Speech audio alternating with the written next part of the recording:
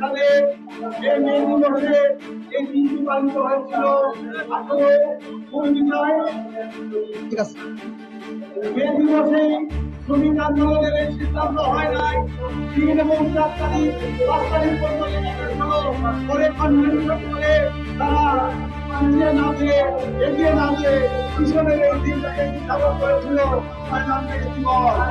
আমরা এই আন্তর্জাতিক সম্মান জানাই যারা এই সংগ্রামে অংশগ্রহণ করেছে তাদের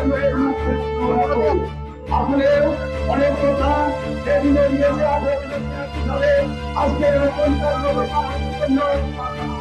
শ্রমিকদের যে বাতাবরণ হয় না, তাই আমরা আমাদের করতে চাই।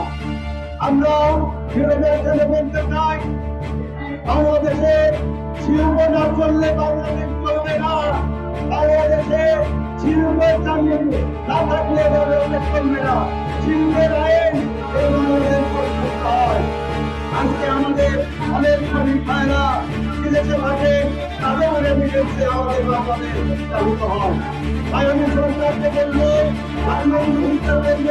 আপনারা শ্রমের বন্ধ শিল্প না করলে সেখানে কোনো শিল্প সুস্থভাবে পরিচালিত হবে না এবং শিল্প থেকে মালিক এবং সরকার শ্রমিকদের নিয়ে সংগঠন করবে। প্রত্যেকটা গার্মেন্টসে আমাদের ইউনিয়ন গঠিত হবে। আমাদের এই অধিকার দেওয়া হয় না, আমাদের এই অধিকার বাস্তবায়ন করতে হবে। এই অধিকার যদি বাস্তবায়ন হয় তাহলে সূক্ষ্ম এবং সুশৃঙ্খলভাবে শিল্প চলবে। 7 মাস ধরে আপনারা অনেকেই জানেন,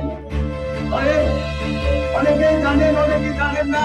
অনেক এই নেতা কর্মী আমাদের যারা সংগঠন করি তাদেরকে শ্রমিকদের পক্ষে কথা বলায় তাদের বিরুদ্ধে দিয়ে হয়রানি করতে চেষ্টা করেছে এবং আমার ফেডারেশনের সভাপতি তাকে 25-26 320 ধারায় গুলিবদ্ধ করা হয়েছে। আমি অবিলম্বে সরকারকে বলতে চাই এই সমস্ত মামলা প্রত্যাহার করতে হবে, তাহলে 40,000 শ্রমিক রাস্তায় নামে আমাদের অধিকার আদায় করবে। আমিও বলতে চাই আমাদের প্রত্যেকটা শ্রমিকের হয়েছে তাদেরকে